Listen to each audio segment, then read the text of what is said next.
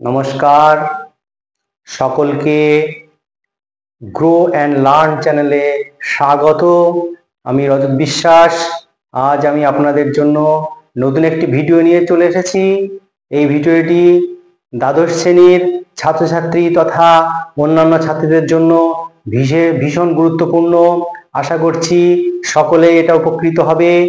আজ আমি তোমাদের জন্য যে বিষয়টি এনেছি, গিব প্যাটেলের লেখা একটি কবিতা অন কিলিং এ ট্রি। এই কবিতাটি নিয়ে তার বিস্তৃত আলোচনা এবং এখানকার ইম্পর্টেন্ট যে কোশ্চেনগুলো আছে, বড় কোশ্চেন এবং শর্ট এসিকিউ কোশ্চেন যেগুলো আছে, এবং তার সঙ্গে যে গ্রামারগুলো আছে যেগুলো এবার ভীষণ গুরুত্বপূর্ণ এবং ফাইনাল পরীক্ষায় আসার মতন রয়েছে, সেই সমস্ত বিষয় নিয়ে আলোচনা করব। তবে এবার শুরু করা যাক।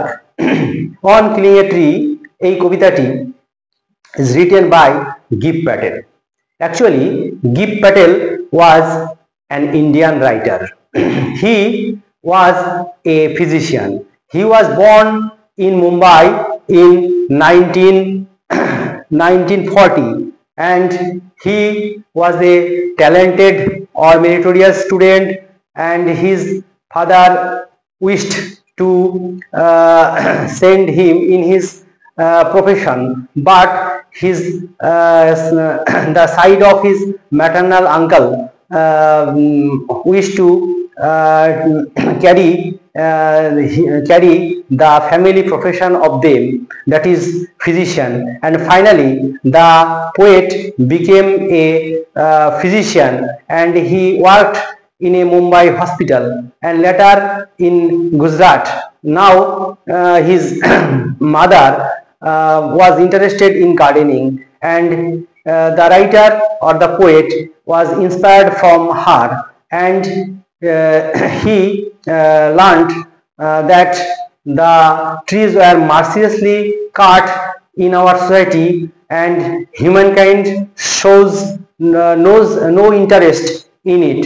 So he wrote the poem on killing a tree, and it is an interesting poem, and it is written in free verse by him. In the poem, the poet writes, a tree grows slowly by taking the earth crust and absorbing years of light, sunlight, air and water, and then a tree takes the full appearance. And so he says that it is not an easy task to kill a tree, a full grown tree, and if the tree is hacked or chopped, some kinds of sap will come out from the wounded part of the tree, but it will heal itself, and some curled green twigs will rise from close to the ground. তাহলে আমরা দেখতে পাচ্ছি যে এই কবিতায় কবি বলেছেন যে একটি গাছ বেড়ে ওঠে ধীরে ধীরে মাটি থেকে খনিজ উপাদান গ্রহণ করে, এবং সূর্য থেকে আলো, বাতাস এবং জল এগুলো সংগ্রহ করে মহীরুহ হয়ে ওঠে।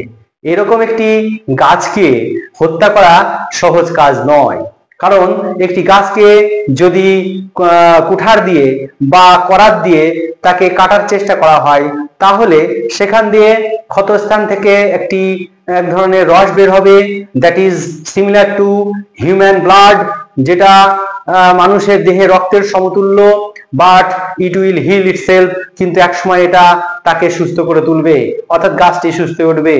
But some curl green twigs will rise from close to the ground, কিন্তু একটি সুন্দর বা কিছু কিছু কচি পাতা ওই গাছের গোড়া থেকে, যেখানে আঘাত করা হয়েছে তার নিচ থেকে বের হবে। If they are unchecked they will take the former appearance, যদি সেগুলোকে আমরা ক্ষতি না করি বা আঘাত না করি, তাহলে সেগুলো আবার পূর্বের অ্যাপিয়ারেন্স বা চেহারা নেবে। Then a tree will not be killed, তাহলে একটি গাছকে হত্যা করা গেল না। But if we try to kill a tree we have to take some steps, কিন্তু যদি আমরা একটি গাছকে হত্যা করতে চাই, তাহলে আমাদের কতগুলি পদক্ষেপ নিতে হবে। Like the step of taking rope. তাহলে আমাদের সেই প্রথম স্টেপ যেটা, সেটা হচ্ছে একটি দড়ি নিতে হবে, and it is tied into the trunk of the tree, এবং এটাকে গাছের গুড়ির সঙ্গে বাঁধতে হবে, and then it is the root of the tree is to be uprooted. তাহলে গাছের শিকড়কে তুলতে হবে, that is the source of power of the tree, এটাই হচ্ছে গাছের শক্তির উৎস, and its colour is white and it is wet, এবং এর কালার হচ্ছে সাদা এবং এটা ভেজা বা স্যাঁতসেঁতে, and then the tree trunk is to be left on the ground for making it dry by sunlight air and air, এবং এটাকে একটা স্থানে ফেলে রাখতে হবে কিছুদিনের জন্য, যেখানে সূর্যের আলো এসে এটাকে শুষ্ক করে দেবে এবং বাতাসের সাহায্যে এটা শুষ্ক হবে। when it will become brown hard and twisting, যখন এটা বাদামি হবে, শক্ত হবে এবং বেঁকে যাবে, এবং তখন the death of a tree or killing of a tree will be complete, তখন একটি গাছের মৃত্যু সম্পন্ন হবে। this is the way we can destroy a tree completely, এইভাবেই আমরা একটি গাছকে সম্পূর্ণভাবে হত্যা করতে পারি বা নৃশংস করতে পারি বা শেষ করতে পারি। here the poet writes the poem as a sensitive one, কারণ কবি এখানে একটা বিষয় দেখিয়েছেন যেটা হচ্ছে সংবেদনশীল অবস্থা, because in the present time trees are more important to us in the days of serious pollution, আজকের যে দূষণের যে একটা সময়, সেই সময়ে এই গাছের খুবই প্রয়োজন, but trees are cut mercilessly, কিন্তু গাছগুলিকে নির্দয়ভাবে কাটা হয়। We show no interest to save them, আমরা সেই গাছগুলোকে বাঁচানোর কোনো চেষ্টাই চালাই না। So the poet tries to show our interest in it, কবি আমাদের এই বিষয়ে যাতে আমরা আমাদের আগ্রহ দেখাই সেটাই তিনি চেষ্টা করেছেন। Actually the poet tries to inspire us to save trees, কবি আমাদেরকে অনুপ্রাণিত করেছেন যাতে আমরা গাছকে বাঁচাতে পারি। এবার আমরা এই কবিতা যেটা নিয়ে আলোচনা করলাম, এই কবিতার যে ইম্পর্টেন্ট কোশ্চেন্স আছে, সেই কোশ্চেন যেগুলো ফাইনাল পরীক্ষায়, বিশেষ করে দ্বাদশ শ্রেণীর ছাত্রছাত্রী যারা 2025-এ পরীক্ষায় বসতে চলেছো, তাদের জন্য ওই প্রশ্নগুলো খুব ইম্পর্টেন্ট। আমি সেই প্রশ্নগুলো প্রথমে জানাচ্ছি, তারপরে সেগুলি নিয়ে আলোচনা করব। প্রথমে আমি বোর্ড ওয়ার্ক করছি ওই কোশ্চেনগুলো নিয়ে। প্রথম কোশ্চেন যেটা ইম্পর্টেন্ট বলে আমার মনে হয়েছে এবং আসে, কারণ আমি দীর্ঘ 30 বছর ধরে এই পড়ানোর কাজে আছি, সুতরাং আপনারা বুঝতেই পারবেন যে কতটা গুরুত্বপূর্ণ কোশ্চেনগুলো। ইট tax much time to kill a tree, একটি গাছকে হত্যা করতে অনেক সময় লাগে। এর সঙ্গে যে কোশ্চেনগুলো আছে, why does it take much time, why does it take much time to kill a tree, কেন একটি গাছকে হত্যা করতে অনেক সময় লাগে। and another question, according to the poet, according to the poet how is the tree finally killed, how is the tree finally killed, এই যে কোশ্চেনটা আমরা পেলাম, why does it take much time to kill a tree, কেন একটি গাছকে হত্যা করতে অনেক সময় লাগে। তাহলে এর অ্যান্সারটা আমরা কি পেতে পারি? কোশ্চেনটার মান এরকম হতে পারে 3 + 3 = 6। তাহলে আমরা এখানে এই প্রশ্নটা নিয়ে যদি আলোচনা করি যে কেন একটি গাছকে হত্যা করতে অনেক সময় লাগে, তাহলে তার অ্যান্সারটা আমরা কিরকম পেতে পারি?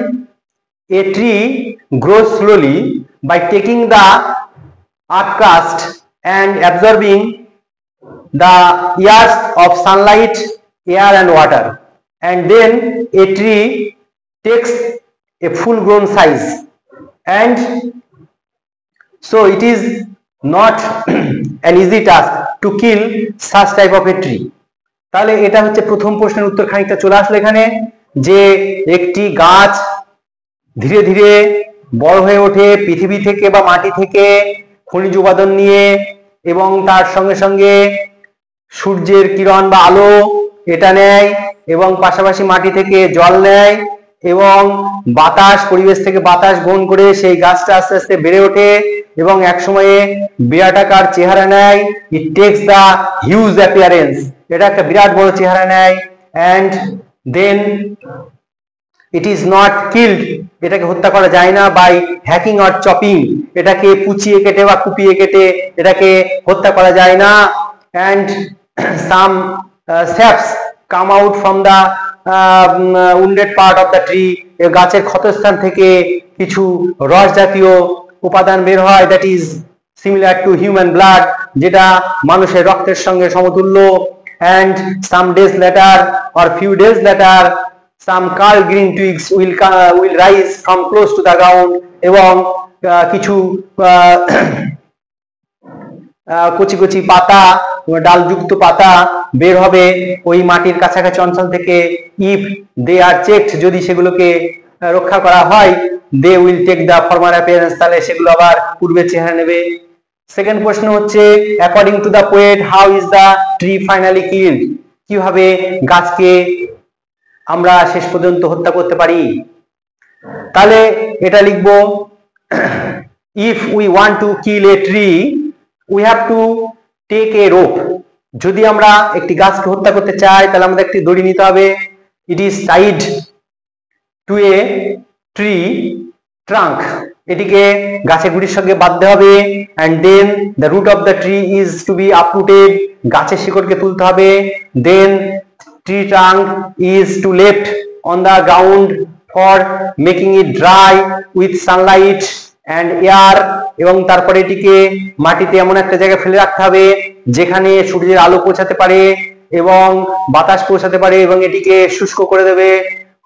at a time it will make brown, hard and twisting and white, একই সময়ে এটা দেখা যাবে একটা বাদামি রঙের রূপ ধারণ করেছে, শক্ত হয়েছে এবং বেঁকে যাচ্ছে এবং সাদা রঙের হয়ে গেছে। Then the killing of a tree will be completed, তাহলে গাছের হত্যা সম্পন্ন হলো। এই হলো এই কোশ্চেনটার সম্পূর্ণ উত্তর। এর পরবর্তীতে আমরা সেকেন্ড কোশ্চেন যেটা আমরা পাই সেটা বলছি, justify the title of the poem single কোটের মধ্যে on killing a tree. On killing a tree কবিতার নামকরণের তাৎপর্য, এটাও প্রত্যেক মানে প্রায় আসে এক বছর গ্যাপে গ্যাপে, এবং এটা খুবই ইম্পর্টেন্ট কোশ্চেন। এরপরে পরবর্তী 3 নম্বর কোশ্চেন যেটা, সেটাকেও দেওয়ার চেষ্টা করছি। 3 নম্বর কোশ্চেন যেটা আমরা বেছে নিয়েছি, how does the poet describe the growth of a tree, how does the poet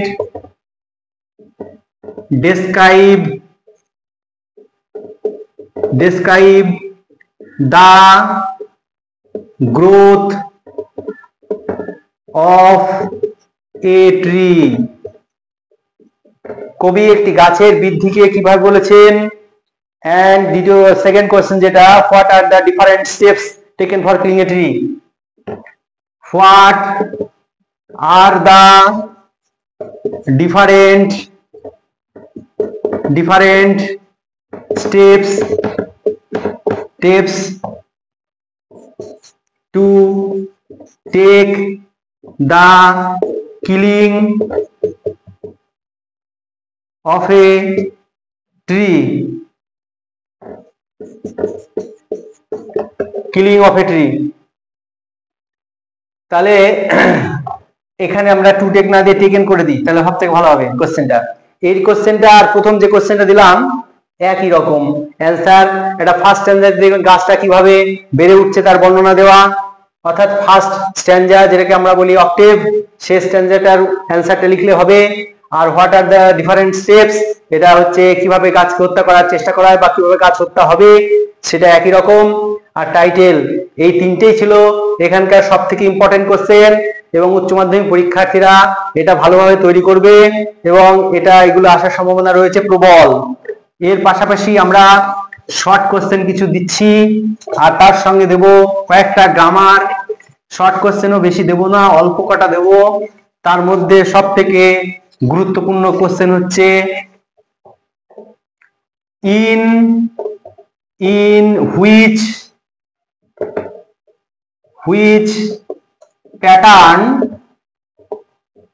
pattern is the poem written, কবিতাটি কোন ভঙ্গিমায় লেখা। এটা আমরা অ্যান্সারটা দিতেই পারি, the poem is written in free verse, মানে কবিতাটি মুক্তক ছন্দে লেখা। এই একটা কথা আমাদের মনে রাখতে হবে। এর সঙ্গে সঙ্গে আমরা দ্বিতীয় কোশ্চেনটাও জেনে নেব। দ্বিতীয় কোশ্চেনটা হচ্ছে what is meant by leprous height.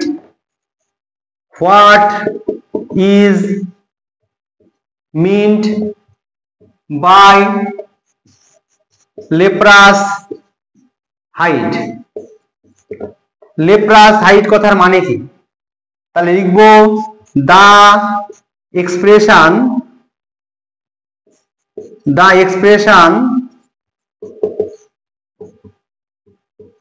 leprous hide means rough bark of a tree, গাছের অমসৃণ যে ছাল সেটাকেই লেপ্রাস হাইড বলা হয়েছে।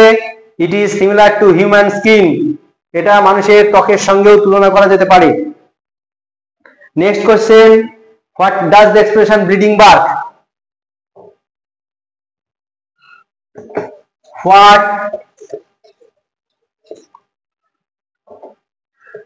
What does the expression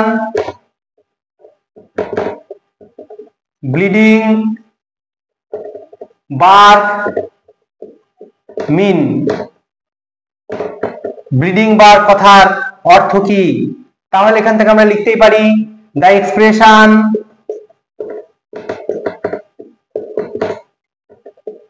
bleeding bark means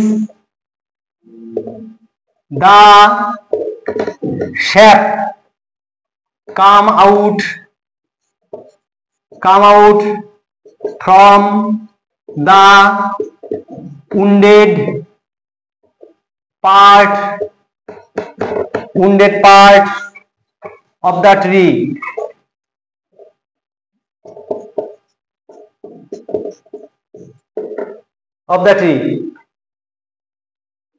আর একটা কোশ্চেন দেবো, সেটা হচ্ছে which part of the tree is the root.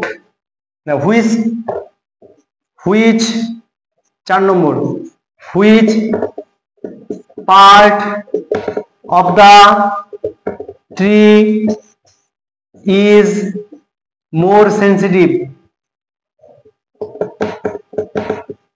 গাছের কোন অংশটা সব থেকে বেশি সংবেদনশীল?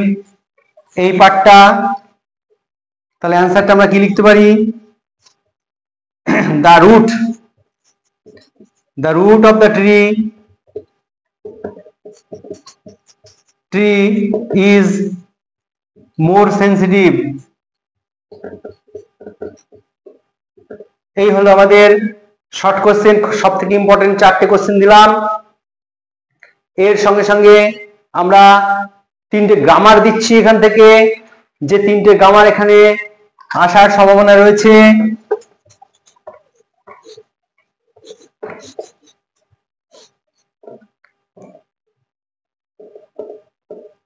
Grammar 1 number, it takes much time to kill a tree. এটিকে যদি আমরা নেগেটিভ করি তাহলে কি হবে? তাহলে নেগেটিভ করতে গেলে ডু নট, ডাজ নট বা বিভাগ নট এরকম লিখতে হবে, আর একটা শব্দের অর্থাৎ অ্যাডজেক্টিভের বিপরীত শব্দ করতে হবে, যেটা নেগেটিভের নিয়ম।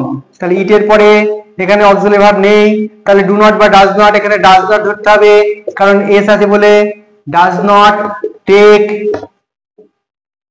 মাছ, মাছের জায়গায় আমাদের বিপরীত করতে হবে, লিটিল করতে হবে মাছের জায়গায়। তাহলে little time to kill a tree, two kill a tree. এই ছিল আমাদের প্রথম গ্রামারটা। আর এর সঙ্গে দ্বিতীয় গ্রামার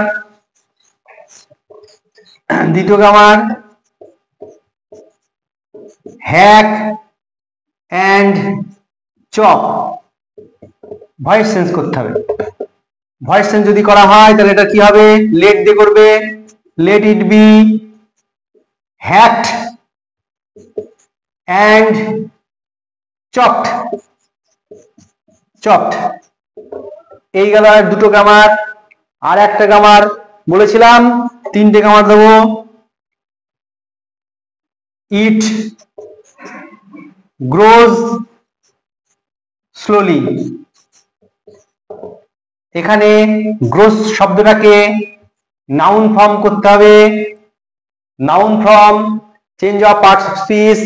নাউন করার নিয়ম হচ্ছে কি, সাবজেক্টের সঙ্গে যেটাকে পসেসিভ ফর্ম বানাতে হবে তার সঙ্গে নাউন ব্যবহার করা যায়, অথবা অ্যাডভার্বকে একটা অ্যাডজেক্টিভ করে নিয়ে এটা অবজেক্ট বা শেষের দিকে লেখা যায়।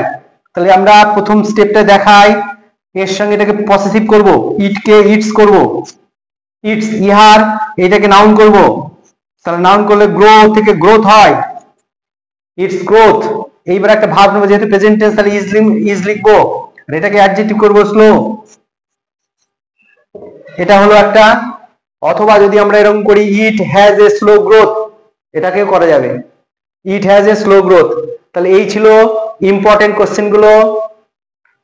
আশা করছি এই ভিডিওটি তোমাদের ভালো লাগবে এবং এটি তোমাদের উচ্চ মাধ্যমিক পরীক্ষার্থীদের জন্য খুবই গুরুত্বপূর্ণ। এবং তোমরা এই রকমের নতুন ভিডিও এবং ইম্পর্টেন্ট কোশ্চেন বা গ্রামার বা রাইটিং এগুলো পাওয়ার জন্য চ্যানেলটিকে সাবস্ক্রাইব করো এবং মন দিয়ে ভিডিওটা দেখো, এবং আগামী দিনের পরীক্ষা সকলের ভালো হোক এই শুভকামনা করি। নমস্কার।